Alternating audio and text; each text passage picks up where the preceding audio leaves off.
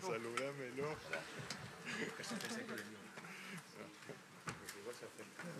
Bueno, ustedes se preguntarán por qué los he reunido esta noche. Buenos días a todos, ¿eh? ¿Funcionan ya los micrófonos? No. Hola. Tiene que ponerse. Bueno. Así.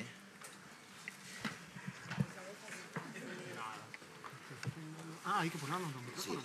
Vamos a tener que hacer. Perfecto, perfecto. Y aquí también. Así. Hola, hola. Perfecto. Sí, Hola, hola. perfecto. Moi, je vais commencer en français pour vous dire bonjour. C'est donc la conférence de presse de Relatos Salvajes. Et on me demande de vous rappeler qu'il faut éteindre les portables, qu'il faut se présenter quand vous poserez les questions, qu'il y aura des hôtesses et vous attendez les micros. Donc voilà. Et je devrais me présenter moi au lieu de les présenter eux, parce qu'ils sont plus connus, mais bon. Et à ma gauche, Hugo Sigman, producteur argentin. À l'autre extrême, Agustín Almodóvar, producteur espagnol. Et ensuite, par ordre de table, Maria Marull. Vous l'avez vu dans un avion, je pense.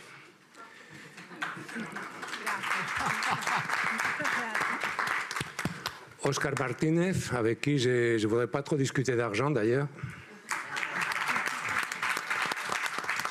Gracias. Un acteur explosif, Ricardo Darín.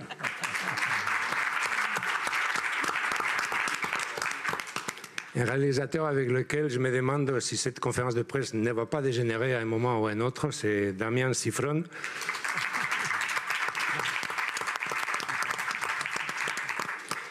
Une mariée parfaite, Erika Rivas.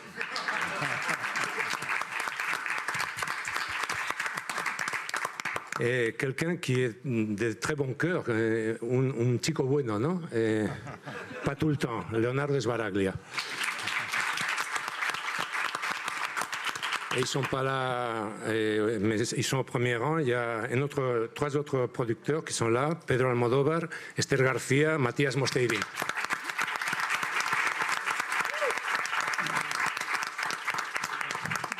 Voilà, je vais poser la première question là pour le principe. Estos relatos salvajes... ¿Se apagó?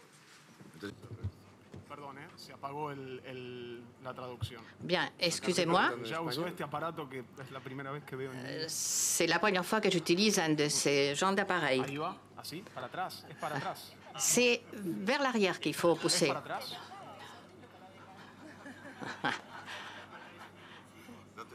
No, para nada. Disculpe. Ne te fâche pas, ne te fâche pas.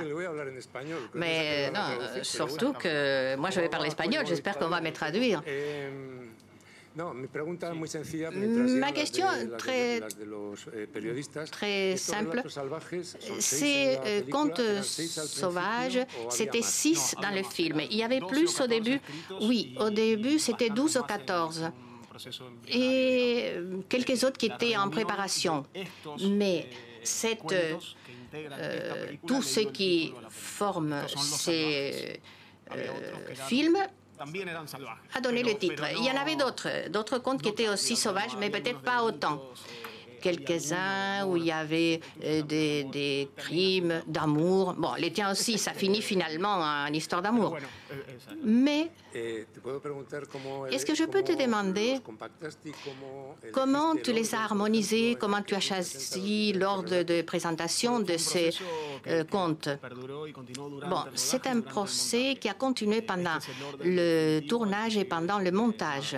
Mais une fois après avoir évalué les énergies de ce conte, je pense qu'il s'agit de faire que tout ça devienne une seule expérience cinématographique. Je pense qu'Agustín a dit quelque chose comme une sorte de montagne russe. Il s'agit de 2 ordres différents. Il n'y a pas plus, mais bon. Pour moi, c'est ça la base la plus solide qui rend justice à ce que j'essaie d'exprimer. Tu n'as pas été, tu n'étais pas occupé de trouver différentes façons de réunir ou de connecter les histoires. Non, non, non. Moi, je respecte beaucoup l'imagination, sa nature, son rythme. Quelque chose qui dure un certain temps, on n'a pas besoin d'ajouter des choses ni d'enlever. Et qu'est-ce que tu m'as demandé sur l'ordre? C'est-à-dire dans quelle durée et quel ordre? Elles ne sont pas connectées les unes aux autres, c'est des histoires à part. Oui, mais je me base sur les plaisirs comme on trouve dans les anthologies de contes ou quelques films qui m'ont beaucoup plu.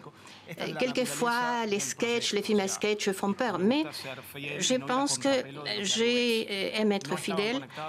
Elles n'étaient pas connectées et ça aurait été arbitraire d'inventer un personnage qui va d'un conte à l'autre simplement pour le peur qu'il soit un peu éparpillé. Je pense qu'il faut aller aux choses concrètes. C'est ainsi.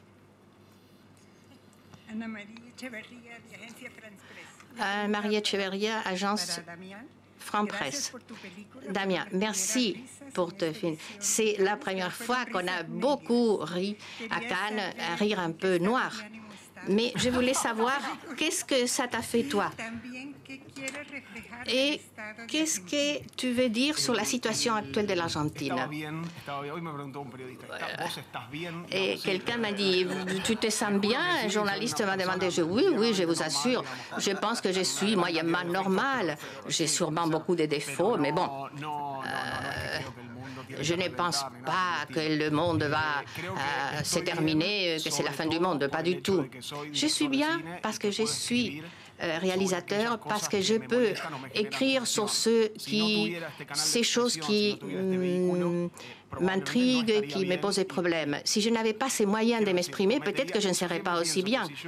Je pense que si j'étais né dans un contexte d'extrême pauvreté, je serais en prison actuellement. C'est-à-dire que j'ai eu des problèmes d'autorité, par exemple à l'école. Je n'étais pas quelqu'un de soumis qui remercie de l'endroit où il est et qui travaille dans quelque chose qu'il n'aime pas pendant toute sa vie. Non, je ne serais pas un homme comme ça. Mais comme j'ai la chance de pouvoir écrire, quelque chose mais vraiment m'interpelle ou je suis indignée, j'ai le moyen de le dire. Bon, ça c'est toi. Et d'autre part, on t'a posé la question, quelle est la situation en Argentine? En 2 mots. S'il y avait un rapport avec ce qu'on voit dans le film, et c'est la réalité en Argentine? Qu'est-ce que tu voulais dire sur l'état actuel de l'Argentine?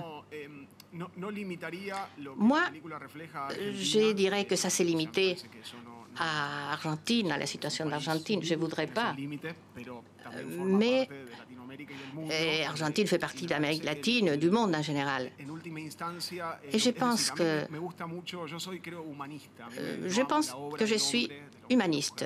J'aime l'œuvre de l'homme en général, et la femme y comprise, bien sûr, la musique, tout ce qui est créatif. J'ai beaucoup d'admiration. Je crois dans notre espèce. Je pense qu'elle pourrait évoluer vers des horizons qu'on ne peut pas imaginer aujourd'hui. Je pense que dans un avenir lointain, peut-être on va penser que nous sommes comme des gens de la préhistoire, comme nous considérons aujourd'hui les gens de la préhistoire. Mais je ne vais pas dire dans ces films ce qui arrive dans d'autres systèmes que je connais moins. Mais moi, j'ai 38 ans et je vis dans ce monde, dans l'actualité. Et je pense que la société d'aujourd'hui bouleverse la nature de l'homme. Un chien mal nourri, qui dort peu, qui vraiment est l'objet de beaucoup de tensions, on ne va pas accuser les chiens d'être agressifs. Bon, bien sûr, les chiens mordent parce que c'est sa nature. Mais l'être humain, je pense que Freud le disait déjà, de façon très concrète, ce n'est pas un être bon, mais il a aussi sa part d'agressivité, de perversion. Et quelque chose ne s'explique pas simplement par le contexte. Mais en dehors de la société dans laquelle nous vivons, il y a beaucoup de monde, beaucoup de gens, surtout les pauvres, qui sont nés pour travailler, pour produire, pour extraire les matières premières, qui ramassent les ordures, les choses que nous ne faisons pas. Et il y a d'autres personnes qui font partie d'une classe qui est là pour consommer. Nous pensons qu'ils ont un travail qui est génial, mais il n'est pas toujours. Le mien, oui. Je suis reconnaissant, j'aime beaucoup ce que j'ai fait, mais il y a des gens qui travaillent dans des sociétés, des entreprises, qui doivent être tout le temps en costume, présenter des bilans. Il a toujours des publicités dans son petit mobile, partout. Et toujours, il est soumis à des offres, acheter ci, acheter là. Mais ça mène à une vie pleine de stress. Qu'est-ce qui nous sauve? Nos amis, les gens que nous aimons. Et quelques... Bon, qui m'arrête peut-être.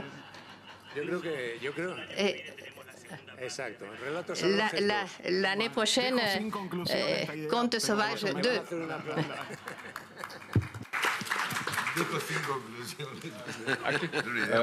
Peter Paul Hood, télévision allemande. Peter Paul Hood de la télévision allemande. J'ai une question pour Monsieur Zivron, pour Damian. J'ai eu l'impression de voir, quand j'ai vu votre film, que vous aviez envie d'aller au fond des choses, au fond des situations, jusqu'au bout. C'est-à-dire les choses qu'on imagine parfois, mais qu'on ne fait pas.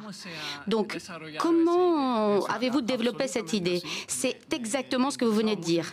Je voulais aller jusqu'au bout de chaque conflit, jusqu'à l'os, jusqu'à la moelle. Et je ne voudrais pas raconter la fin. Mais bon, vous avez déjà vu le film. Donc, la fin, à un moment donné de l'histoire de Erika, c'était une fin noire. On emmenait l'épouse sur un brancard. Enfin, c'était terrible, très noir. Mais à partir d'un commentaire de Monique, qui est quelque part dans la salle d'ailleurs, qui a dit que c'était triste, que c'était une fin triste, parce que les personnages pourraient peut-être évoluer par rapport à ce qui leur était arrivé. Donc j'ai réfléchi à ce moment-là.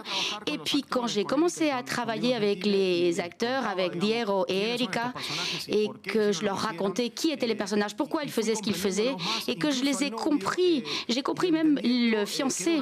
Et j'ai compris que c'était un couple qui ne s'aimait pas profondément. Ce n'est pas que lui, il a trahi une relation vraiment valable. Non, lui, il avait trahi quelque chose qui était faux et il n'était pas profondément amoureux avant ce qui se passe. Bon, je ne vais pas raconter toute l'histoire ici parce qu'il y a son couple ici. Mais donc, c'est justement ça. C'est en explorant les choses jusqu'au bout, jusqu'au fond, eh bien, j'ai réfléchi à la fin, à comment ça allait suivre cette histoire.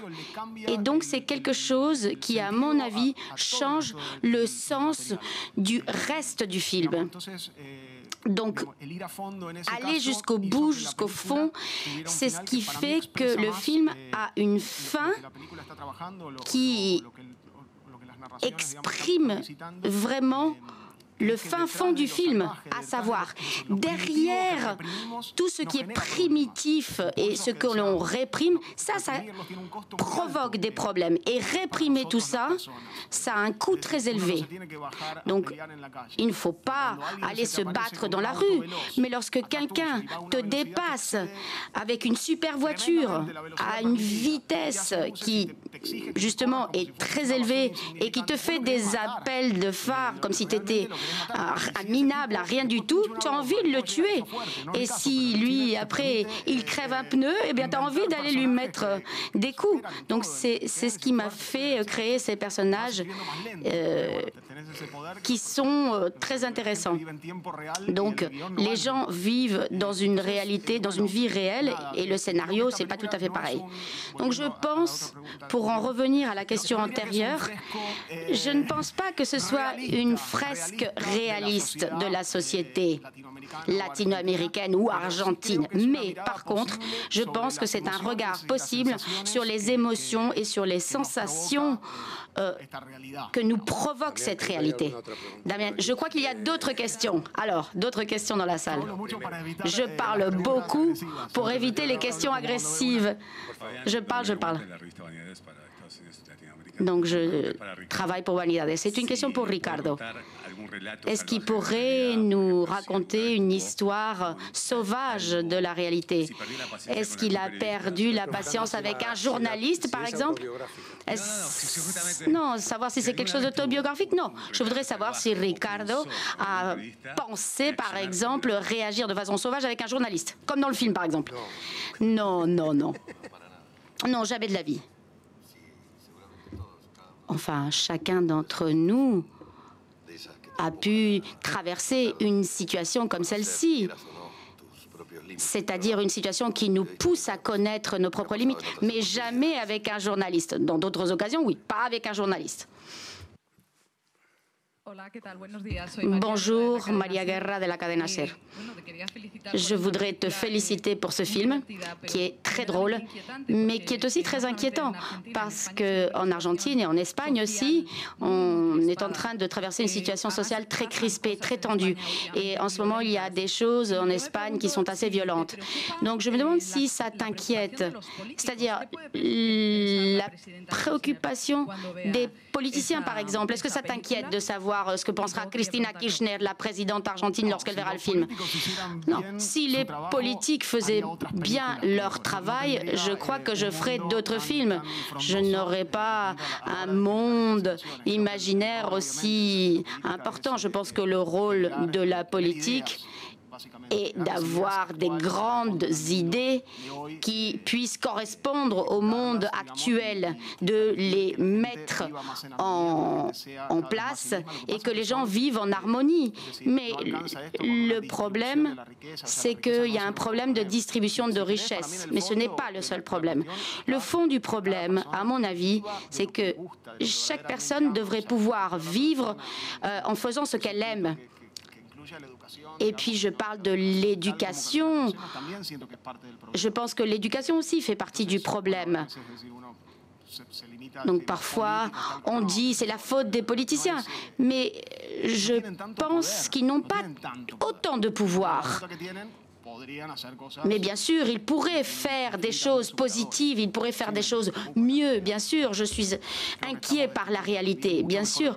Je crois que nous pourrions vivre beaucoup mieux que ce que l'on vit. Une question pour Agustín. Oui, je voulais te féliciter et je voulais savoir quel a été le processus pour arriver à la sélection officielle en tant que producteur, en sachant qu'il est très rare qu'il y ait une comédie dans la sélection officielle. Il y a, enfin, ce sont des films assez intellectuel. Donc, comment a été ce parcours, ce voyage? Nous avons présenté le film il y a un certain temps au festival et nous avons eu une réponse très favorable d'autres sections aussi. Et il faudrait peut-être demander cela aux organisateurs, comment ils ont accepté que nous soyons dans la sélection officielle. Donc, nous sommes tous très satisfaits, bien sûr, mais je pense que la machine qui a permis qu'on arrive ici, je ne sais pas expliquer cet engrenage-là. Je pense que le film a vraiment beaucoup de qualité et et c'est pourquoi nous sommes dans cette sélection avec les autres 17 films qui sont très importants aussi. Ce que je peux dire, c'est que pour nous, c'est quelque chose d'extraordinaire qui va aider énormément à la diffusion internationale du film, qui va créer un certain intérêt pour la distribution, et on sait que ça, c'est très dur de traverser des frontières. Donc, je pense que nous avons une énorme opportunité pour présenter le film, et puis on verra bien ce qui se passera. Mais je pense que nous avons beaucoup de chance. Et j'en profite pour te demander, El Deseo, c'est une maison de production, une société de production des films de Pedro. Donc on connaît surtout ça, et on ne savait pas trop que vous étiez producteur d'autres cinéastes aussi. Donc comment êtes-vous arrivé à ce film? Eh bien, cela fait très longtemps qu'on était après Damián, lorsqu'on a vu Tiempo de Valientes en Espagne. Maman, j'espère que tu entends cela. Tiempo de Valientes, c'est le premier film de Damián. Donc on a pensé que c'était quelqu'un qui avait énormément de talent, et puis tout de suite on lui a envoyé des messages. On a eu aussi beaucoup de chance, on a rencontré Mathias il y a quelque temps, par la suite Hugo, et à partir de cette relation, eh bien nous avons attendu que Damián présente ce projet qui nous a fascinés dès qu'on a lu le scénario. Donc on a eu la chance de participer dans un film qui fait ce que nous on aime faire, c'est-à-dire améliorer un scénario. C'est exactement ce qui s'est produit. Un scénario qui était déjà très fort, très inquiétant. Eh bien, au bout du compte, nous avons pu faire un film qui ne nous a absolument pas déçus, qui est allé au-delà de nos espoirs. Et en grande partie grâce au producteur. Et souvent, on parle du réalisateur, et le réalisateur se plaint des producteurs en général et dit qu'ils veulent limiter le budget. Mais en fait, le soutien que j'ai reçu de mes producteurs a été énorme, et je voulais le souligner. Donc, en fait, il est en train de préparer Relatos Salvajes 2. Bonjour. Je suis un journaliste espagnol. Je voulais demander à Damián et à Hugo également.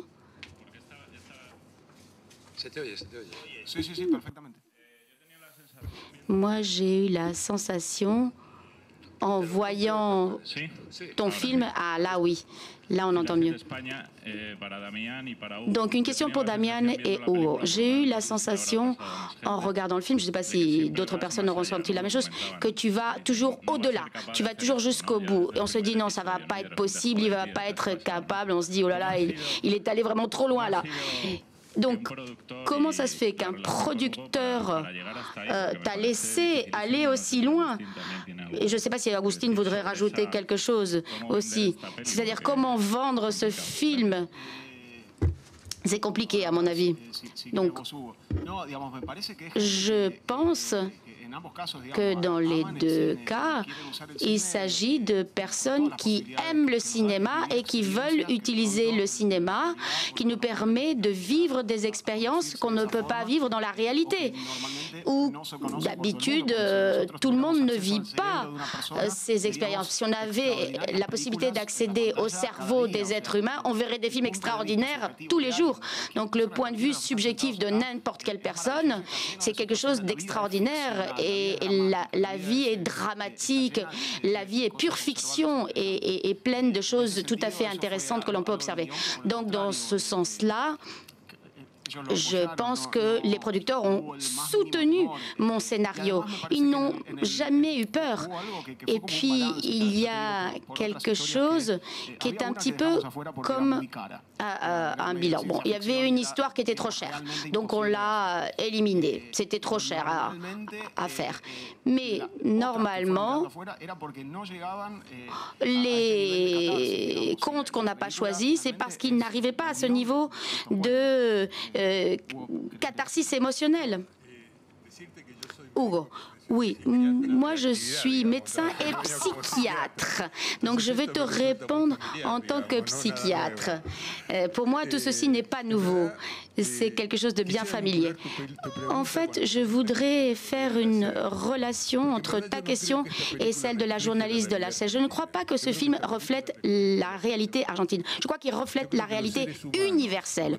Je crois que les êtres humains, lorsqu'ils sont soumis à des situations d'immoralité permanente, d'abus du pouvoir, d'abus d'autorité, d'inégalité constante, eh bien, à un moment donné, ils réagissent, ils n'en peuvent plus et ils réagissent. Et je crois que ce film décrit une situation qui peut arriver. Il décrit le désespoir d'un être humain qui réagit de façon violente et qui ne contrôle plus rien.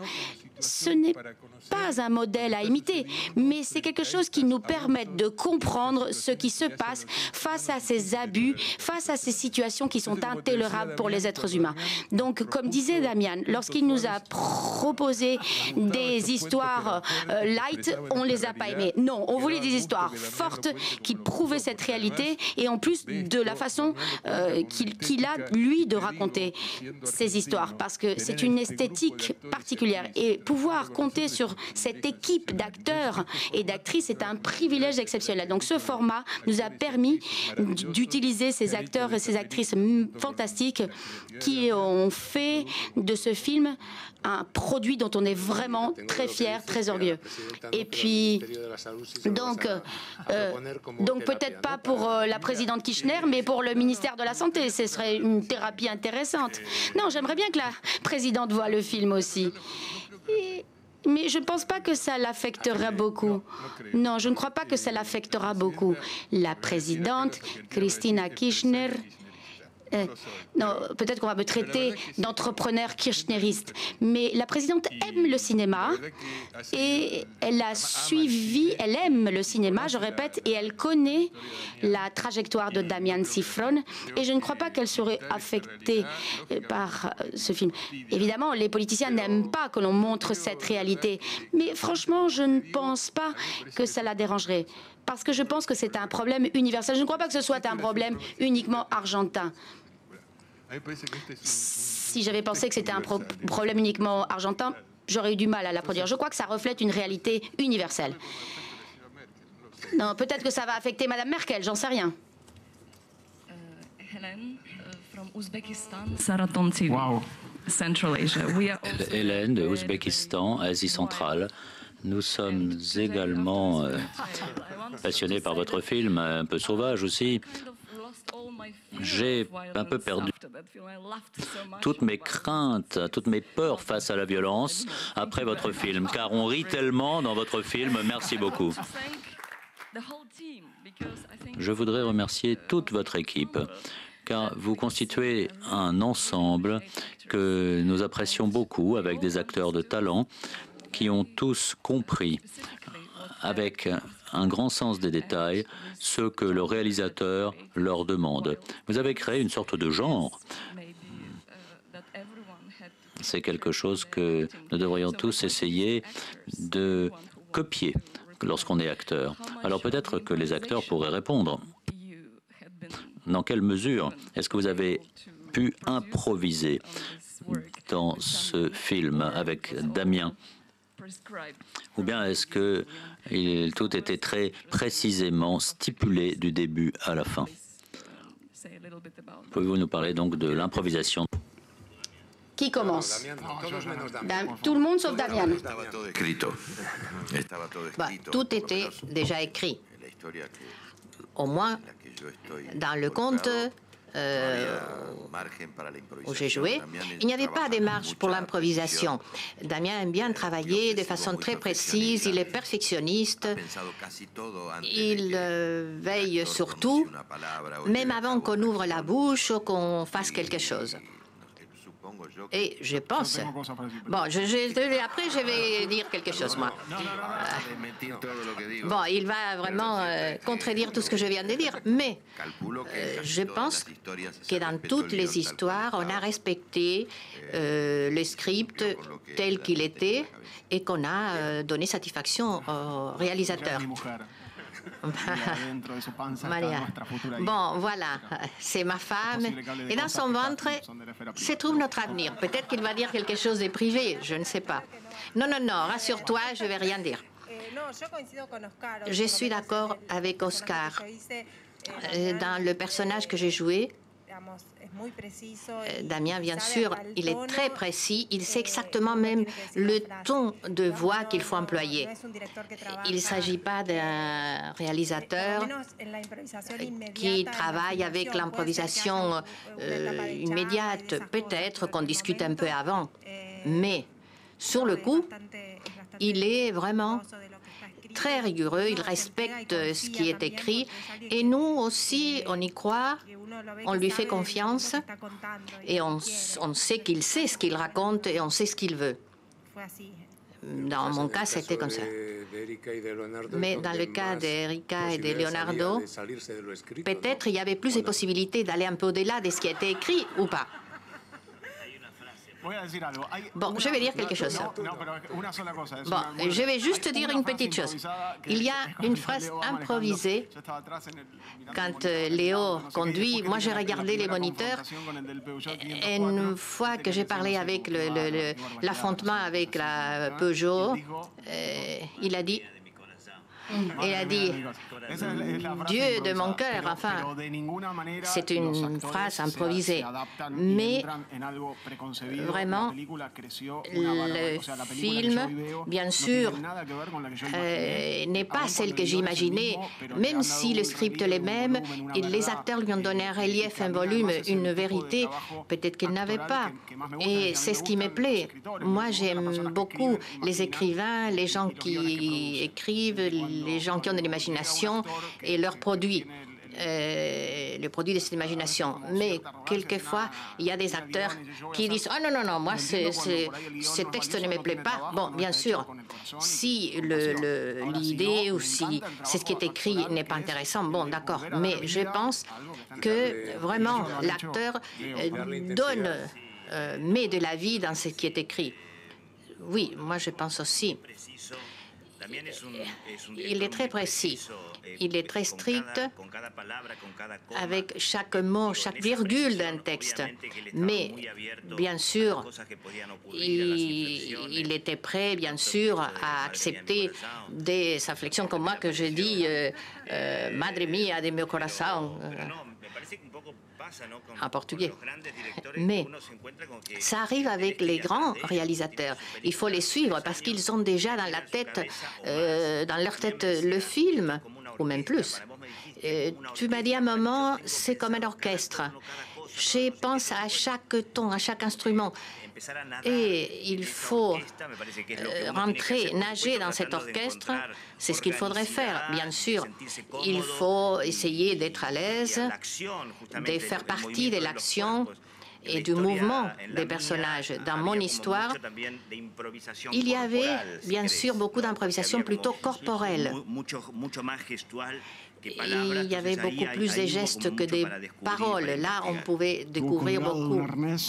Il était accroché à un harnais pendant 3 jours. Mais, bien sûr, je suis vraiment en admiration devant mon équipe d'acteurs. Erika, j'ai déjà travaillé avec Damien. Je savais, je connaissais son style de direction.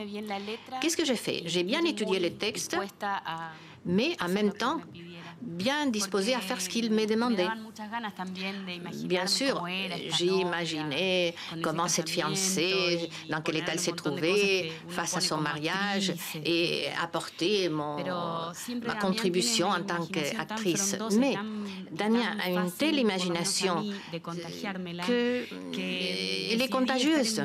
Et moi, j'ai décidé de rester comme une page blanche et me mettre au service de... Bon, par exemple, la dernière nuit, que je n'avais pas de voix. Mais bon, oui, bien sûr aussi, il pense toujours au spectateur. Il y a une sorte de dialogue avec le public. Et il sait très bien qu'est-ce qu'il veut provoquer chez celui qui regarde le film, chez les spectateurs. Mais c'est... En réalité, il y a un code déjà qui codifie, on va dire, le spectateur. Film roumain. Monsieur Damian, je vous félicite. Je n'ai pas ressenti cette sensation de fraîcheur depuis la première mondiale du film d'Almodovar à Venise, Femme au bord d'une crise de nerfs. Vous avez la capacité extraordinaire de transformer le déjà vu en fraîcheur, en nouveauté, en pur style. Et à mon avis, à partir de cette édition de Cannes, vous avez toutes les chances de devenir l'un, je dis ça pour votre maman, mais sincèrement, sincèrement, l'un des plus grands cinéastes, l'un des grands cinéastes du monde. Et puisqu'on sait si peu de choses sur vous, c'est mon opinion sincère. Vous pouvez poser 3 questions si vous voulez. Alors, la première serait, elle est double. Ah non.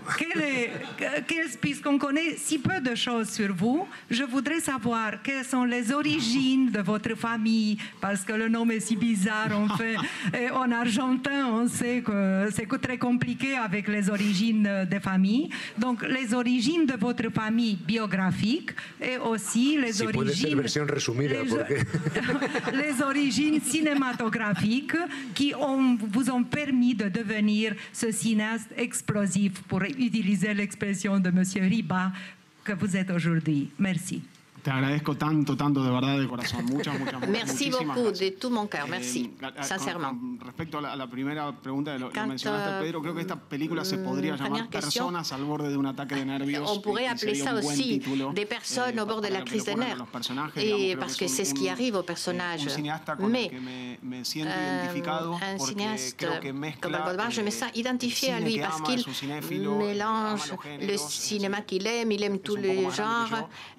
Bien sûr, il est plus important que moi, mais peut-être que les films qui lui ont influencé, moi, je les ai vus après, mais moi, j'ai été influencé par d'autres.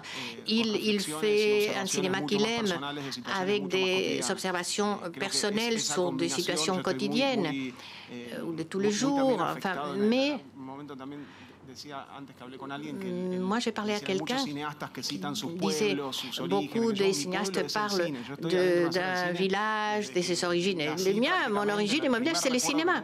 Le premier souvenir que j'ai de ma vie, c'est un film. Et bien sûr, j'ai souffert à cause de la mort des personnages que j'aimais. Et vous m'avez demandé mes origines. Bon, après le singe, bien sûr, comme nous tous. Ça, c'est la version résumée. Nous descendons tous du singe. Mais mes grands-parents, des crocodiles? Non, mes grands-parents paternels étaient des juifs polonais qui ont tous les deux souffert la Deuxième Guerre mondiale. Ils ont été faits prisonniers. Mon grand-père a combattu chez les Polonais et chez les Russes. Il allait au champ de concentration et il est réussi à sauter du train. J'aurais pu filmer des choses que j'ai moi-même découvertes peu à peu. Ma grand-mère a été prisonnière. Bon, elle m'a dit, mais alors, pourquoi tu as fait ces films si tu avais tous ces sujets-là? Mais bon, elle a été faite prisonnière par les nazis. Il était une sorte de femme de ménage dans un palais. Mon grand-père qui a sauté du train, bon, il était dans la neige, il a eu une jambe congelée à cause du froid. Après, il voulait aller en Israël, mais ils ne sont pas rentrés dans le bateau. Et finalement, qu'est-ce qu'ils font? Bon, ils ont monté dans un bateau au Brésil. Bon, Brésil n'a pas pu. Au Paraguay, il y avait Stroessner, il n'a pas pu aussi. Ils n'ont pas pu. Alors, ils sont finalement arrivés en Argentine et c'est là où je suis née. Je pourrais vous parler de mon père, de Nex, qui était grand cinéphile. Et c'est de mon père cette idée du cinéma. C'est les histoires qu'on compte lorsqu'on a 60 ans, pas dans ton cas. Je suis Thomas Okoch d'El País. 2 questions à Damien. Tu as dit plusieurs fois que tu ne pourrais pas faire quelque chose de solennel, que quelquefois tu tends toujours à l'humour noir. Pourquoi l'autre est toujours Pourquoi toi tu es un renard et l'autre est un cerf dans les crédits au début? Je pense que Leonardo, dans un état naturel, serait comme cela. C'est-à-dire, il veut démontrer quelque chose qui n'est pas, donc il est déguisé en un autre animal. Donc moi, j'ai voulu être le renard parce que mon père aimait beaucoup Zorro. Donc, mon nom en hébreu, par exemple, veut dire renard, je crois. Donc, j'ai vu cet animal et je me suis vraiment identifiée au renard. C'est un regard qui me parlait. En plus, il est moitié roux comme moi. Donc, bon, j'ai pensé à un alezan noir sous l'orage, mais ils m'ont dit quand même, il ne faut pas exagérer, Damien. Les producteurs ont dit non, il ne faut pas exagérer. Donc, le renard, pour moi, c'était le bon animal. Pas trop insignifiant et pas trop merveilleux. Et quant à la solennité, film solennel, ta première question, oui, je pense que ce qui est solennel cache les mensonges. Lorsqu'il y a quelque chose de trop solennel, ça cache quelque chose. Donc, on n'est pas solennel lorsque l'on pense, lorsque l'on vit, lorsque l'on rêve. Donc, le cinéma, qui est le véhicule qui nous permet d'exprimer tous ces sentiments, eh bien, ce cinéma solennel me dérange un peu. Je crois que l'humour est toujours là, même dans les tragédies.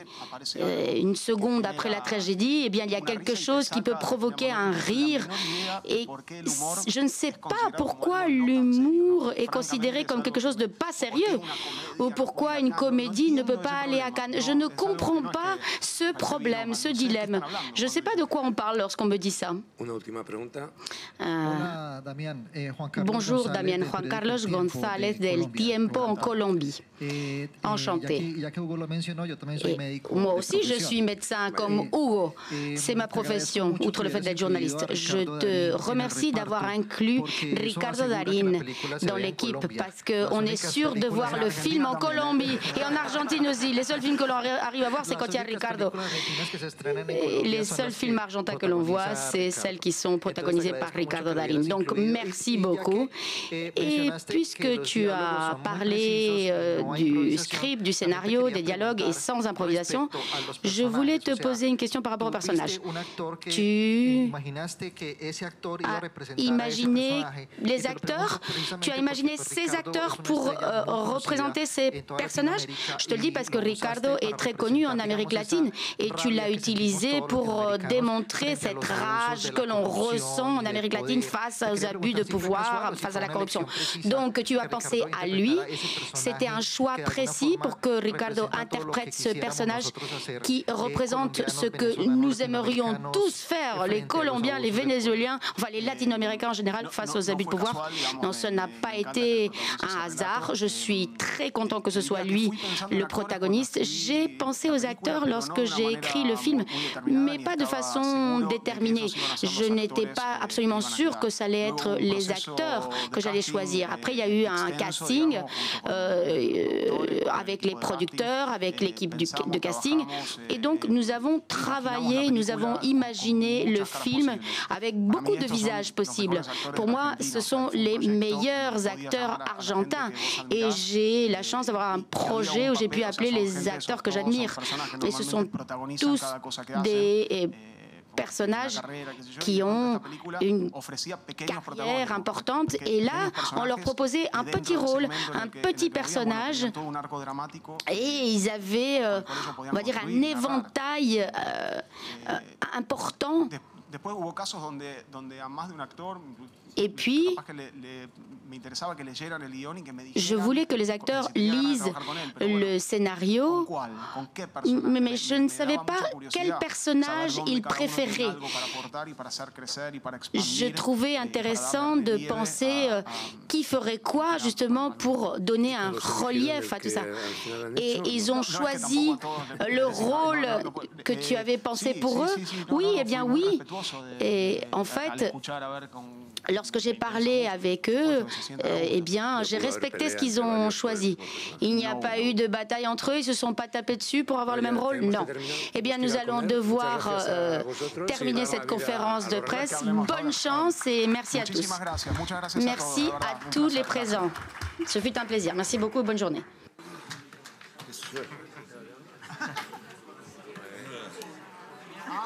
Porque a veces pasa que el argentino usa algunas palabras en brasilero, es como un toque cool. Como un toque cool. Porque te diste cuenta, claro, pasaron 14 y nació un encuentro cromosómico.